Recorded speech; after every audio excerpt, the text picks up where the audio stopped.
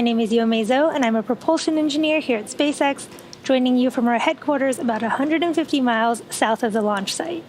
Thank you for joining us for our 34th launch of Starlink and our final Starlink mission for the year. Looking back, 2021 was a really exciting year for Starlink. We deployed more than 800 satellites to low Earth orbit and connected over 100,000 customers around the globe in more than 20 countries and regions, and still counting. If you've been following Starlink development, then you'll know that Starlink is a constellation of multiple satellites that orbit the planet at about 550 kilometers and have the potential to service the entire globe. Because Starlink does not rely on traditional ground infrastructure, it is ideally suited for areas of the globe where connectivity has typically been a challenge or non-existent, such as rural or remote communities. Today's launch will send 52 Starlink satellites into low Earth orbit, which brings us one step closer to near global coverage of the populated world. A bit later in the webcast, we'll share a progress update on the Pakanjikum tribe, which has been using Starlink in a remote part of Canada over the last year. The latest weather forecast is favorable for liftoff. The vehicle, satellites, weather, and range are all looking good for an on-time liftoff just a few minutes from now.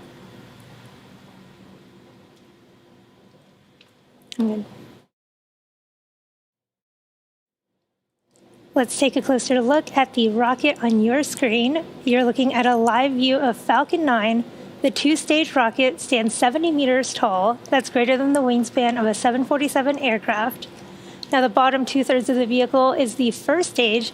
Its job is to accelerate the vehicle through the Earth's atmosphere into space with the help of the 9 Merlin engines at the base of the rocket. It's also the part of the booster we recover and reuse, and today actually marks the first time we're flying a booster for the 11th time.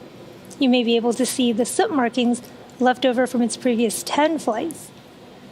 We will be attempting to recover the first stage again on our drone ship, Of Course I Still Love You, which for reference is about the size of a football field. If successful, it will make the 98th recovery of an orbital-class rocket.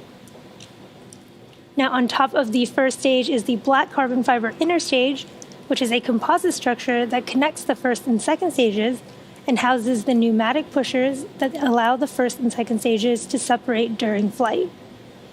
Now, on top of the inner stage is the Falcon 9 second stage, which has a single Merlin vacuum or MVAC engine. And once the first and second stages separate at about 2.5 minutes into the mission, the MVAC engine will ignite and carry the Starlink satellites to a low Earth orbit. While Vandenberg is primarily suited for polar launches, today we'll actually be sending our satellites to a 53-degree inclination. And you'll notice the large nose cone at the top of the rocket. This is called the satellite fairing. The fairing houses the 52 Starlink satellites and protects them until the vehicle is outside the Earth's atmosphere, at which point the fairing separates to expose the satellites to space. Just as we reuse Falcon 9, we recover and reuse our fairing halves. The fairing halves that we're using today are flight proven. For one of them, it is the third flight, and for the other half, it is actually the fourth flight. And we will be attempting to recover these halves again once they return to Earth.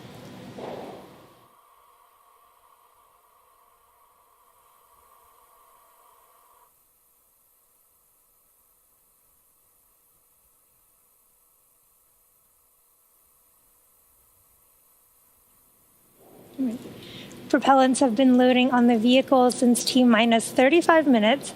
Falcon 9 is a bipropellant vehicle, which means it uses two propellants, a fuel and an oxidizer. An oxidizer is a type of chemical that a fuel requires to burn. Now, most burning on Earth uses oxygen, which is readily available in the atmosphere. But in space, there's no atmosphere to provide oxygen or any other oxidizers, so rockets need to carry up their own. Now, in Falcon 9, our fuel is a refined form of kerosene known as RP1, and our oxidizer is a super-chilled liquid oxygen called LOX. The liquid oxygen is chilled well below its boiling point so that it becomes what we call densified, and that just means we can put a much greater amount of mass per volume and load more of it into the booster. In addition to its propellants, Falcon 9 also needs an ignition source in order to go, and for that we use the chemicals TTEB, or triethyl aluminum and triethyl borane. When it is fully fueled, Falcon 9 holds just over 1 million pounds of propellant that the vehicle will burn through in less than 3 minutes after liftoff. Currently, fuel is nearly fully loaded on stage 1 and full on stage 2, with liquid oxygen just about full on stage 1 and about 30–40% on stage 2. Once all tanks are full, both stages will continue to be topped off with propellant until T-minus 2 minutes to keep temperatures as cold as possible. The latest weather forecast shows we are favorable for liftoff. With that, the vehicle, satellites, and range continue to look good for an on-time liftoff just a few minutes from now. If for some reason we don't launch tonight, we do have a backup opportunity for tomorrow.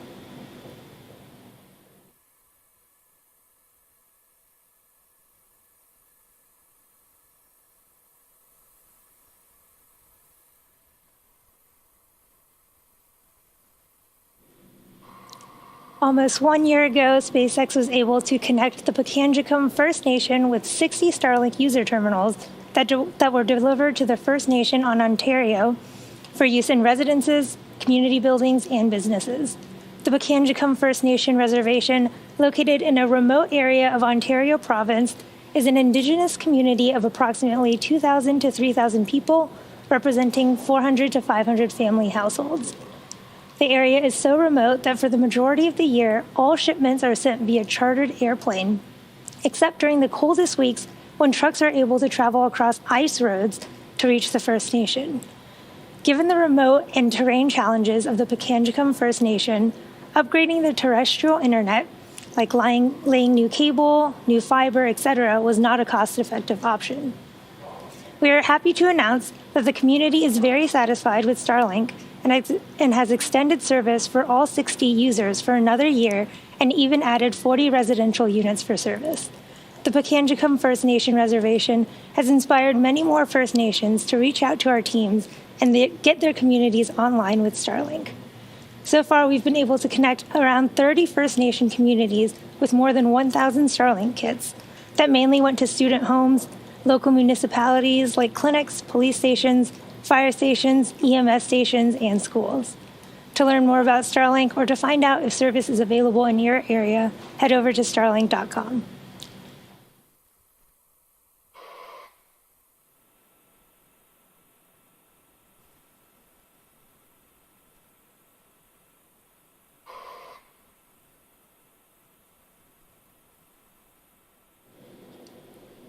We are currently just under 4.5 minutes from liftoff of our 34th launch of Starlink, and Falcon 9 is progressing into the final stages of the launch countdown. Next up, the truss structure next to the vehicle, known as the transporter erector, or TE, will start to retract. In preparation for retraction, the TE clamps will open, and the transporter erector will begin to pull away from the rocket slightly. Then at T0, hydraulics will pull the TE even further away from Falcon 9 as it lifts off. You can see the clamp arms have already opened and the TE is pulling away from the first stage right now. And the TE is the structure that provides liquids, gases, electrical connections to the second stage, as well as air conditioning to the payload fairing. Now at this point in the countdown, both the first and second stages are nearly fully loaded with 1 million pounds of kerosene fuel and liquid oxygen. Those little white clouds venting from the side of the booster are from the TE LOX line. Both the first stage and second stage should finish loading propellant about a minute apart from one another, with the first stage finishing up at about T-minus 3 minutes, in just a few seconds here, and second stage finishing a minute later. Stage 1 LOX load is complete. Just heard the call out that we have just finished stage 1 LOX loading. Now at T-minus 60 seconds, Falcon 9 will be in startup, so this means that the rocket's autonomous internal flight computers have taken over the launch countdown. And just inside of T-minus 2 seconds, we ignite the Merlin 1D engines and we're set for liftoff. Starlink payload continues to be healthy and the Falcon 9 team is tracking no issues on the rocket. Weather is still looking favorable and the range is green for launch. Here at T-minus 2.5 minutes, let's listen in to the terminal countdown.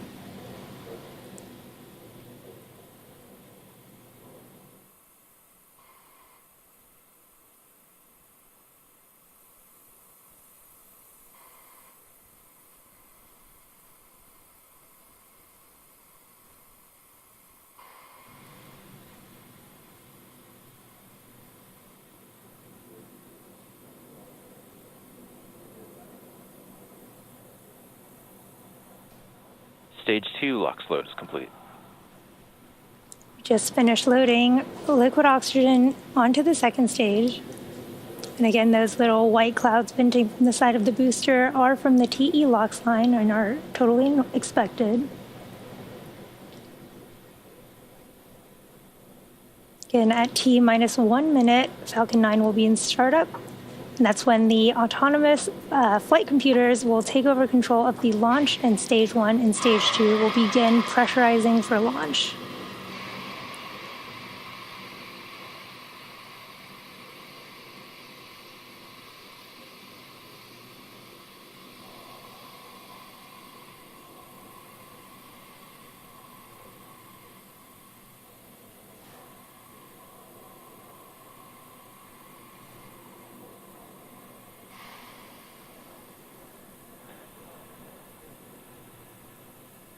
Falcon 9 is in startup.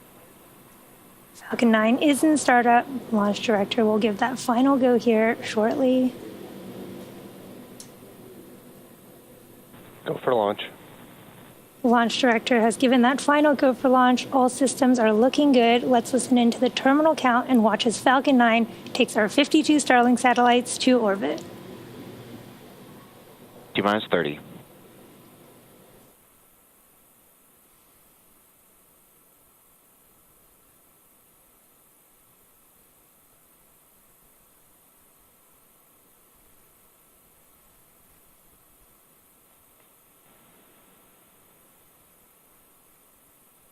10, 9, 8, 7, 6, 5, 4, 3, 2, 1, 0.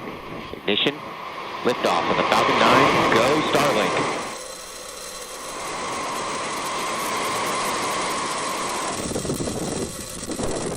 Vehicle's pushing downrange.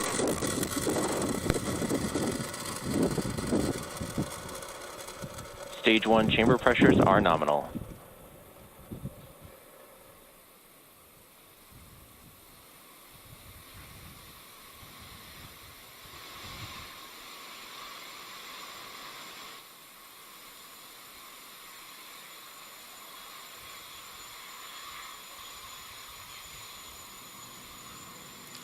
Falcon 9 has successfully lifted off from Vandenberg Space Force Base, carrying our stack of 52 power and telemetry. Starlink satellites to orbit. Moments ago, we throttled the engines down in preparation for max Q, or maximum aerodynamic pressure, which we should see in just a few seconds Falcon here. is supersonic.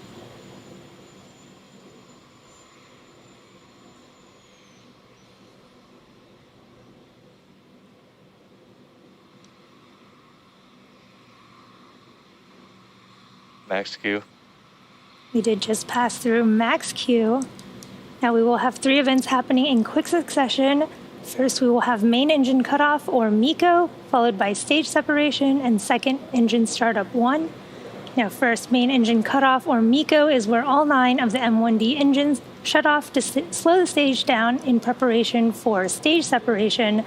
This is where the first stage and the second stage separate, with stage 1 starting to make its way back down to Earth for landing, while stage 2 continues on its journey to orbit. MVAC chill has started. Now the third event is second engine startup 1, and this is where that single MVAC engine on the second stage lights up and propels the second stage along with the Starlink satellites to orbit.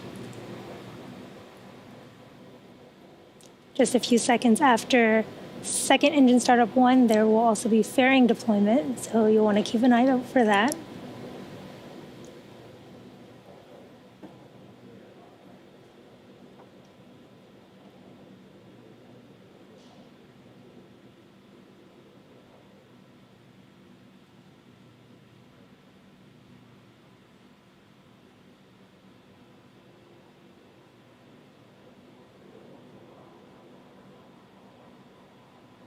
MECO.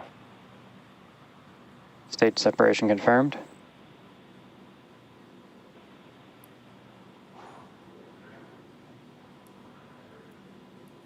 MVAC ignition.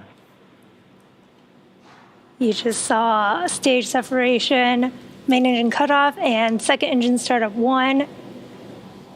Fairing separation confirmed. There you can see the fairing halves popping off, revealing our 52 Starlink satellites. We have had successful fairing deployment. Again, SpaceX has reflown Falcon fairing halves since November of 2019.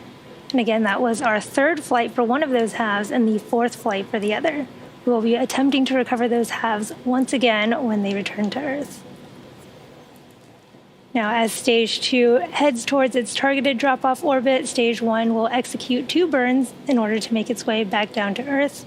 The first is the entry burn, where 3 of the M1D engines will reignite, and this helps to slow the stage down as it re-enters the upper part of the Earth's atmosphere. The second burn is the landing burn, and this is a single engine burn that brings the vehicle's speed down rapidly in order to land on our drone ship.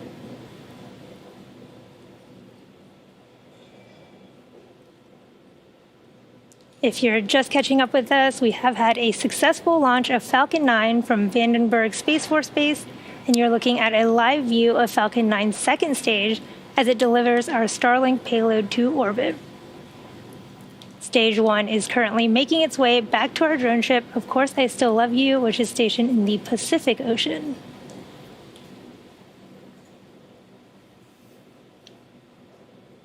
Now, the Merlins on the first stage are optimized for sea level, and these achieve 190,000 pounds of thrust during ascent and descent. And in contrast, the MVAC engine that you see there is optimized for 220,500 pounds of thrust in vacuum. The main difference between these two engines is just the size of those nozzles.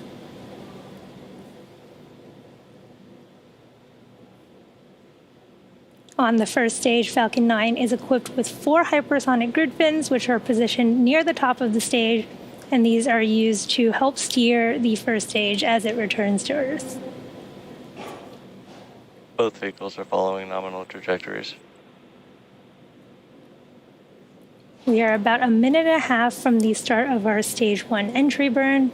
Again, this is a 20-second burn that will slow the first stage down as it enters the Earth's atmosphere. The Falcon 9 first stage is also equipped with 4 landing legs made of state-of-the-art carbon fiber with aluminum honeycomb.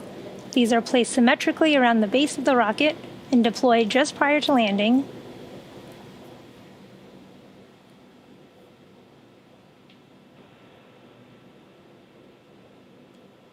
Second stage continues to look good there, carrying our payload of 52 Starlink satellites.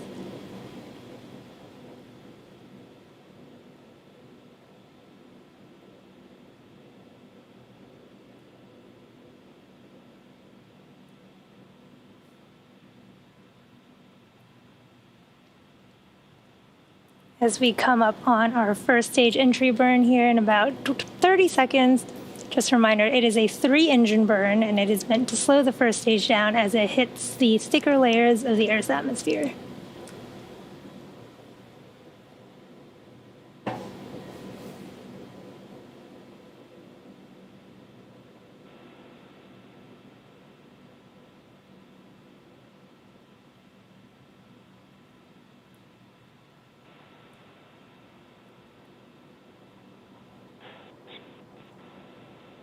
Stage 1 entry burn startup.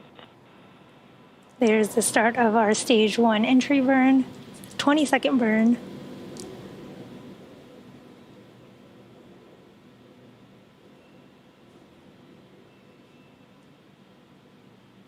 Both vehicles are following nominal trajectories. Stage 1 entry burn shutdown. We did just have a successful Stage 1 entry burn.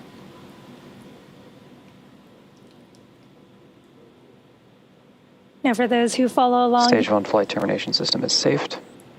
For those of you who follow along, you'll know that the soot on the rocket indicates that it's been flown before. You can't quite see it in those views from the first stage right now, but when the rocket-grade kerosene, or RP1, used to fuel Falcon 9 burns, it's actually carbon-based, so it generates soot. And now as the booster approaches its landing site during descent and performs its long re-entry burn, which it just did, it actually flies through its own plume, and the soot is deposited on the booster. If you watch Stage from 1 transonic. If you watch the feed from the onboard camera during landing, you can hopefully see the soot sticking on the lens.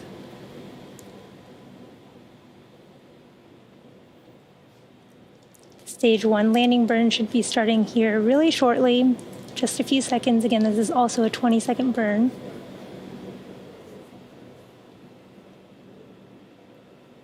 Vehicles and terminal guidance.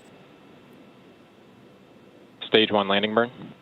Stage 2 flight termination system is saved. We did just start our Stage 1 landing burn.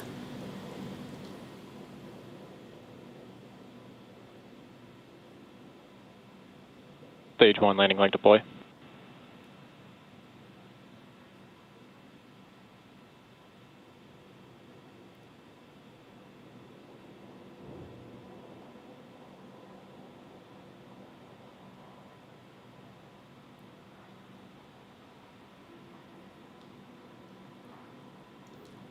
Seco 1. You can see we did just have successful first stage landing of our 98th overall orbital class Stage rocket. 1 landing confirmed.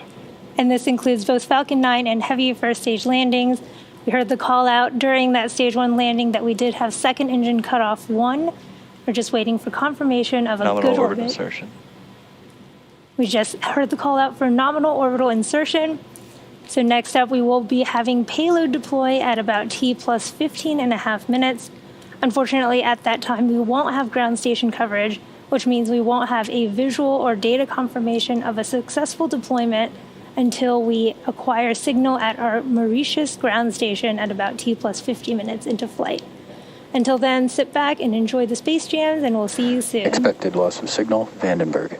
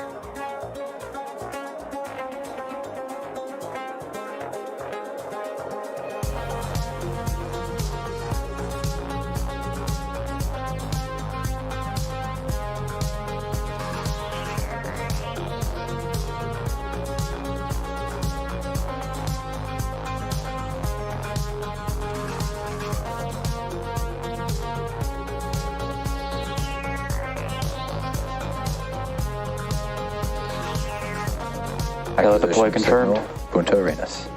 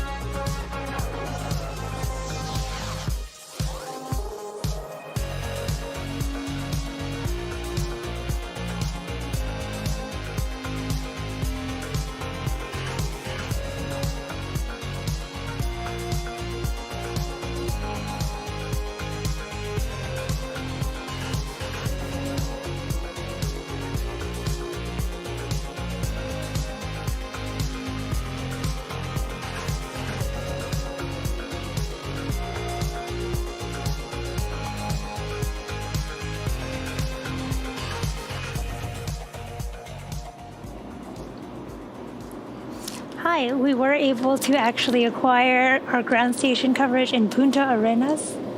So if you are just joining us, a quick recap of today's mission. We had a successful liftoff from Vandenberg Space Force Base at 4:41 a.m. Pacific time.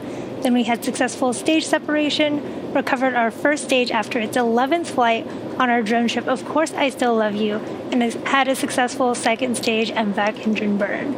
At T plus 15 minutes into the flight, we expected our Starlink satellite to separate from the second stage. However, we did not have ground station coverage at the time. We did just pass over our ground station in Punta Arenas. We did see our confirmation of deployment there.